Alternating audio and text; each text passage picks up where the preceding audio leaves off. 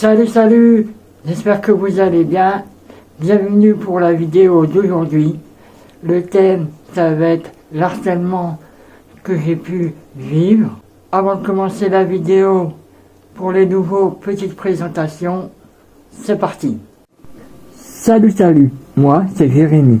Bienvenue sur ma chaîne, qui est d'ailleurs non monétisée. Ici, je raconte mes anecdotes, mon vécu, ma vie. Avant toute chose, je tiens à préciser que certains mots, faits ou anecdotes, et j'en passe, pourraient choquer certaines sensibilités, car j'ai été victime de violences physiques, psychiques, morales et sexuelles. J'ai été mutilé et séquestré. Ah oui, puis j'ai des handicaps. Si je raconte cela, premièrement, c'est pour moi, pour enfin essayer de me détacher de cela, de faire le vide, et aussi si cela peut aider d'autres personnes. Donc si vous arrivez en cours de route, n'hésitez pas à aller voir les précédentes vidéos, à commenter, partager. Surtout que de temps en temps, il y aura des FAQ. Le petit like, ça fait toujours plaisir et ça mange pas de pain. Et ceux qui le souhaitent, allez dans la description. Il est temps pour moi de briser mes chaînes.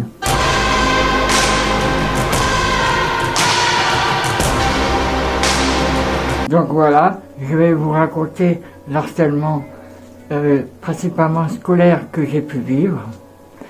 Donc j'ai eu de l'harcèlement scolaire de la primaire jusqu'à première année de lycée, et je vais vous raconter des anecdotes à rapport à ça. Donc principalement c'était des autres élèves qui me faisaient du harcèlement. Ça pouvait être des insultes, des moqueries, me rabaisser quoi, psychologiquement, hein.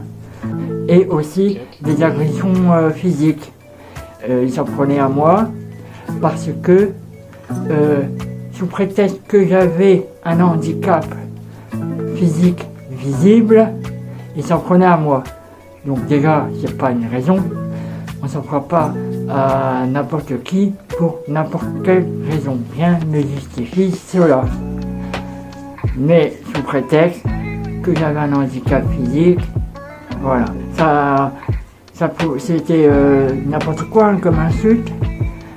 Surtout, souvent c'était, on essayait de rentrer en contact physique avec moi.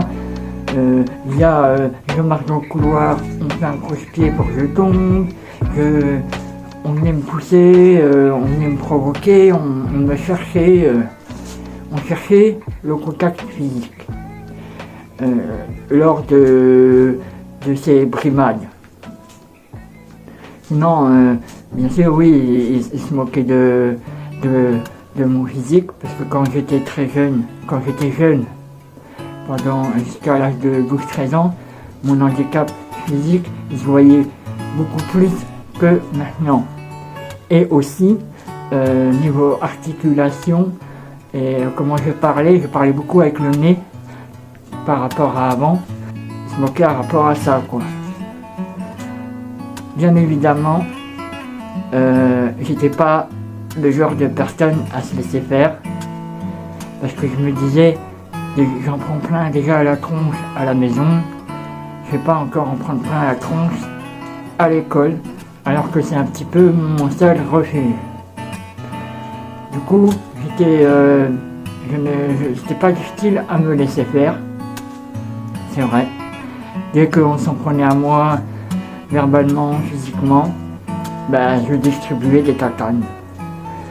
Et il faut avouer que je me suis beaucoup battu par rapport à ça, parce que je me laissais pas faire. Alors je sais bien que c'est pas très la bonne solution de répondre par la violence, qui moi-même en ai subi. Mais comme j'étais dans ce cercle vicieux de la violence physique, psychologique, etc., c'est sûr que on est enfermé un petit peu là-dedans. Mais bon. Mais ça justifie pas tout, comme je disais. Et c'est vrai que j'aurais pu essayer de m'en prendre autrement, de m'y prendre autrement. Mais le problème, c'est que je ne subissais pas de l'harcèlement seulement par d'autres élèves, mais aussi par les maîtres et maîtresses ou professeurs que je pouvais avoir. Et oui, par exemple au CE1, on venait d'emménager dans une nouvelle ville et ma mère elle m'a inscrit dans une école parce que l'école où je devais aller normalement à la base, il n'y avait plus de place. Du coup elle m'a inscrit dans une autre école et dans cette école j'avais une maîtresse qui s'en prenait à moi, surtout verbalement, hein, bien sûr. Alors en CE1 j'avais aussi de l'harcèlement d'autres élèves, mais j'avais un camarade, je me rappelle, qui me défendait souvent et il m'a toujours défendu, quasiment, même quand c'était la maîtresse qui s'en prenait à moi et il lui disait quelques remarques, bon pas tout le temps parce que des fois c'est lui qui se faisait punir du coup, mais très souvent il était là pour m'épauler. Et d'ailleurs, même si l'année d'après j'ai rechangé d'école, moi et lui on était restés en contact pendant un long moment. Donc voilà. Et cette maîtresse par exemple, souvent quand des fois je levais la main pour répondre ou pour quelque chose, elle me rabaissait, que j'avais juste au faux, hein. Elle me faisait des réflexions, ah tiens pour une fois t'as raison, mais bon c'est pas ça qui va faire que tu vas aller loin, etc. Des réflexions comme ça par exemple, et bien plus, hein. Elle m'a déjà sorti des trucs du genre comme quoi j'étais pas très fut-fut, que ça vous voyez que j'avais un problème au casque, que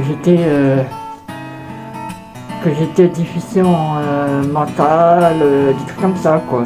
Parce que il faut savoir aussi que comme les gens ils voyaient sur moi un handicap physique, visible, et ma façon un peu de parler avec le nez, ils pensaient que que j'avais un retard mental, alors que pas du tout, mais bon. Et on m'attaquait aussi là-dessus, hein, même maître, maîtresse, etc.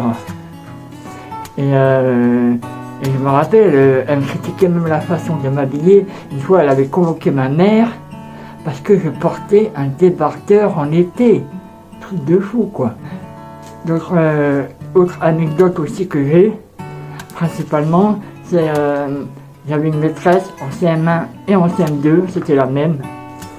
Elle, ça a été la pire. Hein. Alors par exemple, une fois, elle s'était fait voler son portefeuille et qui a été accusée, Bibi, comme par hasard, sous prétexte que ma table était pas loin de son bureau, c'était moi, alors que je n'étais pas le seul, bien évidemment, à avoir une table près de son bureau. Mais on m'accusait moi, parce que elle s'en prenait souvent à moi. Pour vous dire, pareil, hein, moindre prétexte c'était que m'en mettre dans les dents, je lève la main, que je lève pas la main, etc. Et elle, sa spécialité qu'elle me faisait faire, c'est de recopier des lignes pendant la récréation. Elle me faisait copier des feuilles doubles, des fois une ou voire deux. Et tout le temps, pour un rien. Je vais vous dire que des récréations, j'en ai loupé. Hein. Elle me faisait copier.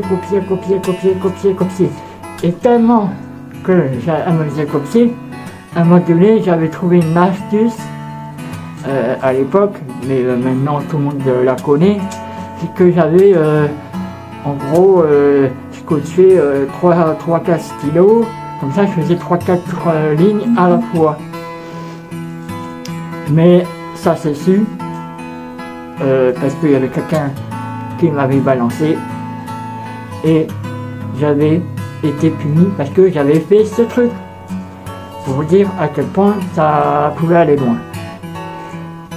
Et une fois aussi, il y a eu une sortie scolaire au ski pendant une semaine ou deux, je ne me rappelle plus trop. Ben moi je ne suis pas y allé parce qu'on n'a pas voulu de moi. Cette maîtresse, elle a dit à ma mère que moi je ne pourrais pas y être parce qu'on ne veut pas de moi, sous prétexte qu'ils avaient peur que je deviens violent ou quoi. Alors que pas du tout. Parce que oui, il pouvait m'arriver des fois de péter un petit plomb quand on s'en prenait à moi et que la goutte d'eau débordait, mais je m'en prenais pas aux gens. Je m'en prenais aux posters, aux affiches qui pouvaient être accrochées, ou je poussais les tables, etc. Jamais aux gens pour rien. Juste quand, comme je vous l'ai dit tout à l'heure, quand on m'insultait, on me frappait ou quoi, c'est vrai que là, j'ai riposté. Autre anecdote, par exemple, un coup, je me chamaillais, du moins, on s'amusait à se chamailler plus ou moins avec un camarade pendant la récré. Et il y avait un maître qui surveillait cette récré. Il est venu vers nous, il nous a engueulé, ouais, ça suffit, nanani, nanana. Et il a pris sa clope et il me l'avait écrasé sur le cou. Pour vous dire à quel point même des professeurs, des maîtres, ils pouvaient aller loin dans le délire, quoi. Ils étaient même pires que les autres élèves qui pouvaient me faire subir des trucs. Ensuite, après mes 2 années de CAP, j'ai fait un apprentissage. La première année, j'ai été dans une entreprise où ça s'est mal passé parce que mon maître d'apprentissage, il en avait après moi, tout simplement. Il se comportait comme les professeurs, etc., à toujours me rabaisser, me dénigrer, et j'en passe. Et du coup, à un moment donné, j'en ai eu marre. Quand on est en apprentissage, on n'est pas obligé de faire les 2 années dans la même entreprise. En tout cas, c'était le cas pour moi. Et du coup, je me suis dit, je vais changer d'entreprise. Et au mois de juin, juillet, c'est ce que j'ai fait.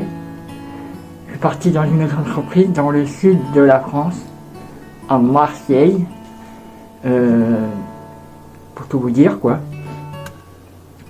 Et alors j'adorais le travail et tout qu'on faisait dans cette boîte. C'était différent de la première boîte que j'ai fait.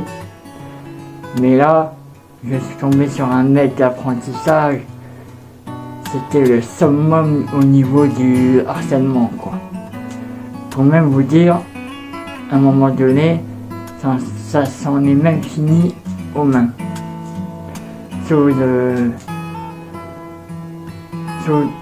dont je ne suis pas très fier, mais